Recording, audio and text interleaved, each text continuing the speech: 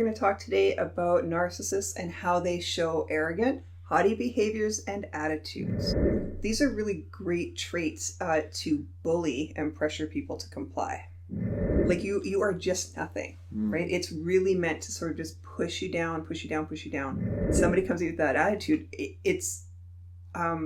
it can really shut a person down unless you know the pattern, you know what the game is, you know what's happening, and you can just allow them to hold that attitude, but you don't actually have to like invest in or agree with or take it on in any way. Yeah, when you understand what's going on, then you can respond appropriately to that and not personalize that. Yeah, you can stand in your own power once you can really see what's really happening there for them and what strategy is at play. Thanks. So when they express these haughty behaviors, right, they're entitled now to a certain response, conform attitude from others. Yeah. If she could have slapped me on my wrist, she would have. It was like, well, what are you doing? I told you that's not how we do things here. But nobody stood up to her. Yeah. Why do you think they didn't stand up to her? That was how she trained everybody to be around her, and she was a bully and arrogant, and everybody just like bowed to her. She had so much perceived power. Right. Yeah. And I think the key word there is perceived power. Yeah. Perceived. Right? Yeah. Because she didn't. Like, really. And like, there's lots of people above her in terms of the ranking of things. But it was perceived that she had this power. Now, I'm going to keep pressing you on this. What would actually happen if people didn't actually cater to this individual?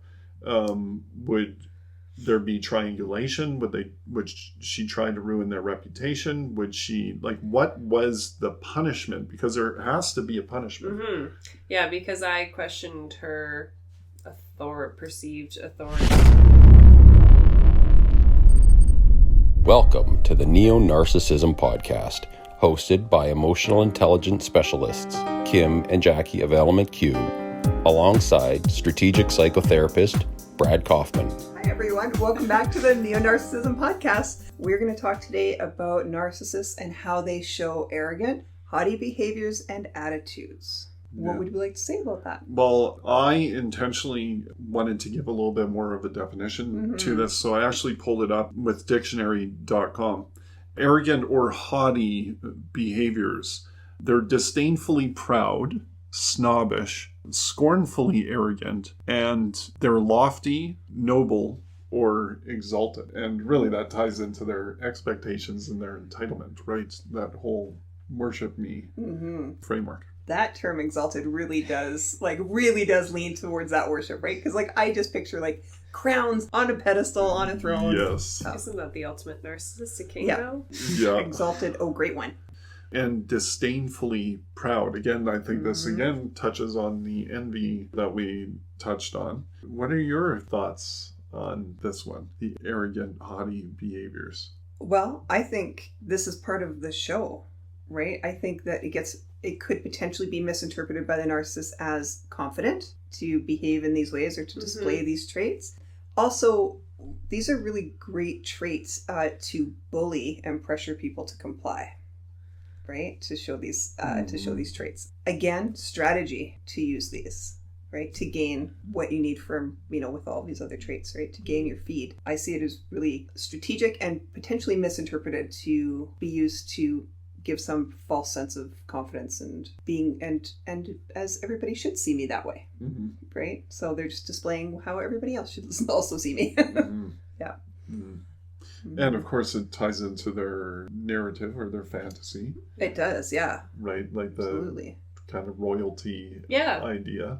Yeah. The worship me, the exalted. The exalted. The judgment, like the scornfully disdain.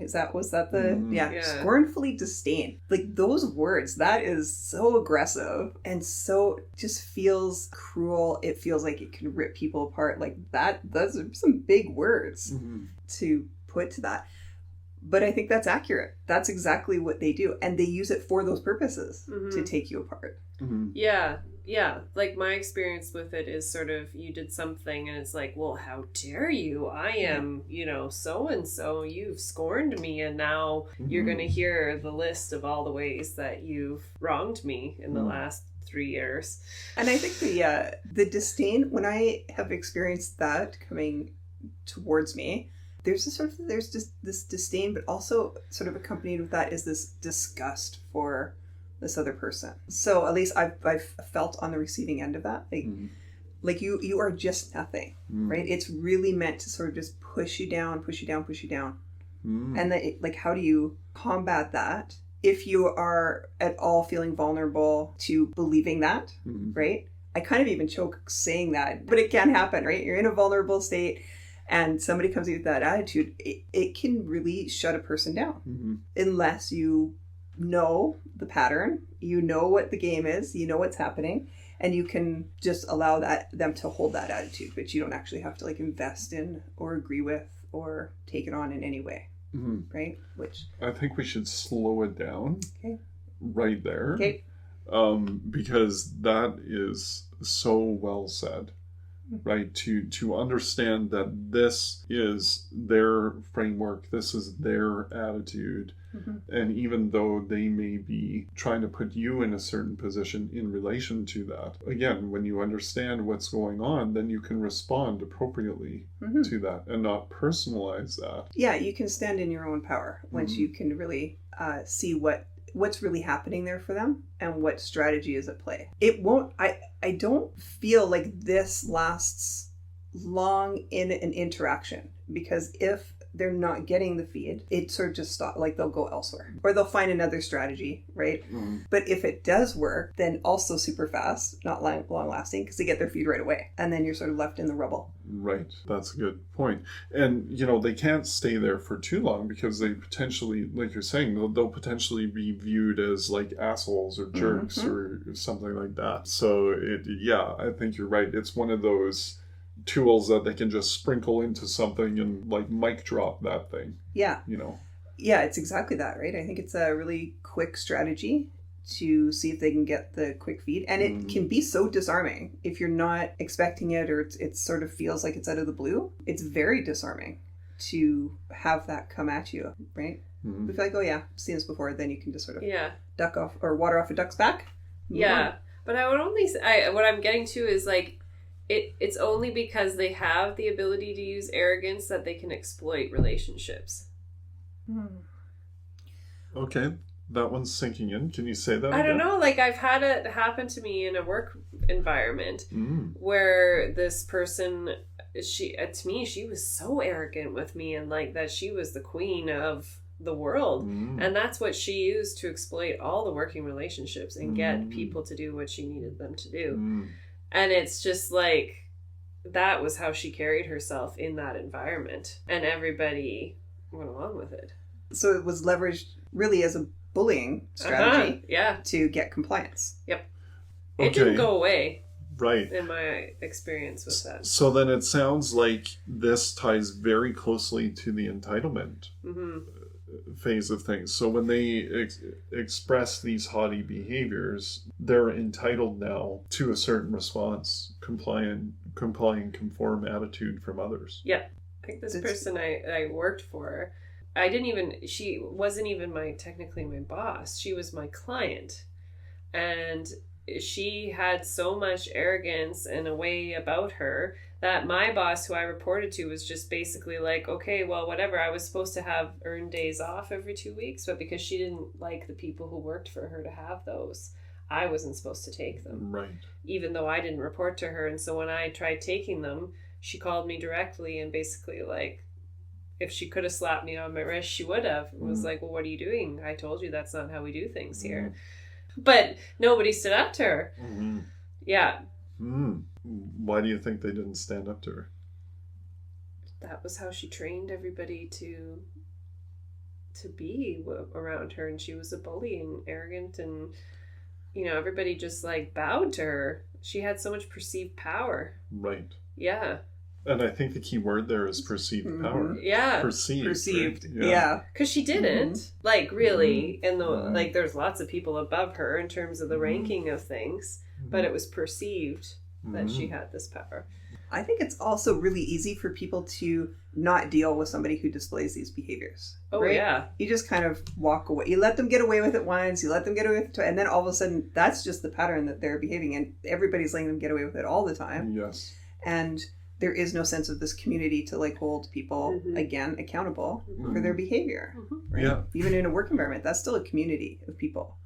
So like you said in the previous episodes, they received their expectation.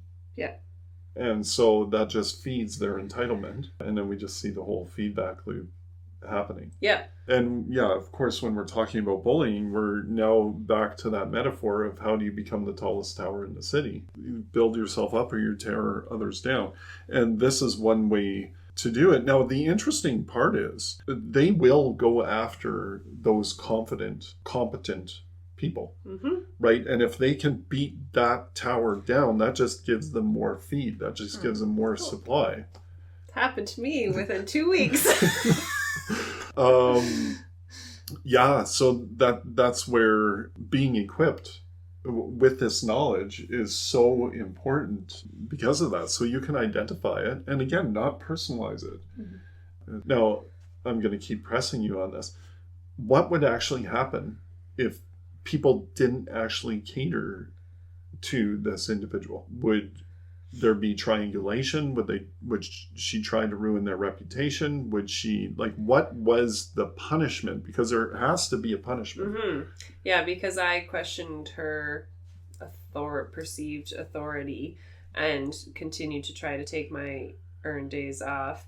I think eventually I got moved out of the space. I wasn't allowed to work in the same space as the other people that worked with her. I was moved into like a different building at one point. And you're like, where's my stapler? Yeah. I don't think the rest of the team would talk to me. It basically went nowhere. Some other people got involved and a different person was managing me. And she eventually was like, it was so much work for her to fight for me that then eventually she just turned on me and thought there was something wrong with me. Right. And my capacity wasn't enough. And then eventually I just got pushed out into a different like area altogether. Pretty dismissive. Pretty discarding. Yep. Yeah.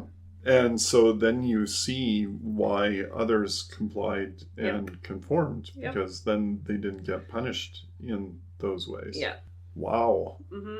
So I had a similar experience, although the narcissistic boss got actually sent packing, or actually was about to, but quit because they can't possibly be fired. Right. But yeah, had it in for me because I was working in HR. This was many years ago, but I had not yet finished a degree in HR, but had like a decent role there. So anyway, the team lead came in. This boss came in. She was new, didn't really like anybody who didn't have a degree, didn't think you were very much use for them. So there were starting to be strategies in place so that I would have to eventually fail at my job and have to go. But then there was a new team lead put in place who was my team lead. And her and I bonded right away. And she saw right through this person really quickly. I didn't have to say anything. She was having her own experiences. And then everybody, because she had more influence than I did. So then all of his other sort of team leads got on board and could see what was going on. But it was crazy what would happen. Like you could be having a closed door meeting and she would just throw the door open. What are you talking about? Yep. Assuming that we're talking about her. Which eventually when you do that enough times, we are. Yep. Touche. Yeah.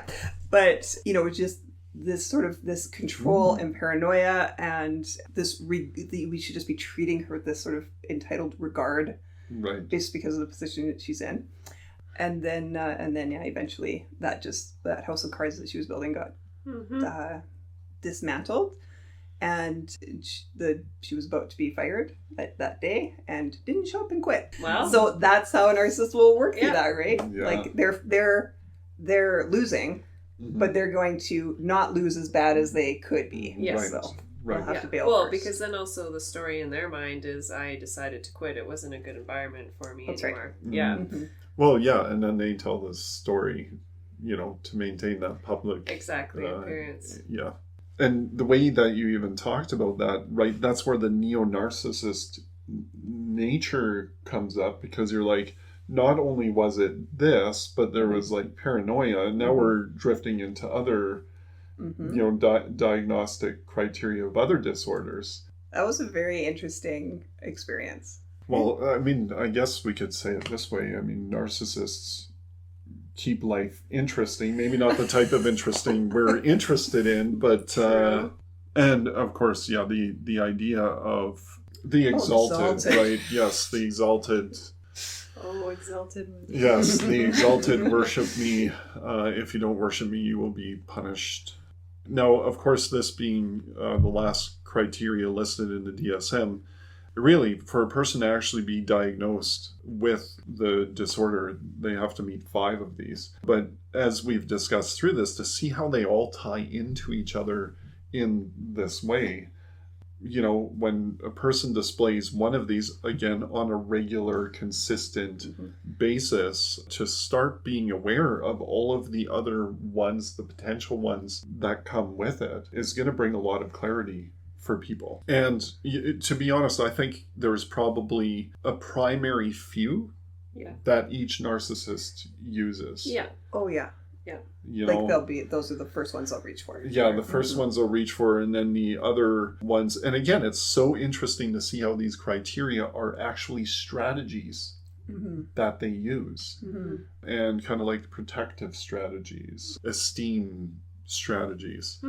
Of course, talking on this one, for me, the picture of a very grandiose narcissist comes into play, but you can still get this out of a covert narcissist or a vulnerable narcissist as well. Oh, that's a good point. Poor me. Like that to me is sort of how well it can be used covertly. Because, I mean, when we're talking about these arrogant and haughty behaviors, like some of these examples we've had, it's very clear. Like, that's what's going on. But when you're using covertly, it's a little different. But you'll see the arrogance come out in a covert narcissist if you don't support their victim behavior, right? Then you'll see them get this arrogant air about them. Okay. Again, like we're saying, the more that you can identify these things, the more you are equipped to recognize what you're actually dealing with. And of course, you don't know how to deal with something until you know what you're dealing with. We'll see you next time. Thanks for listening to this episode. If you have any comments, please leave them below.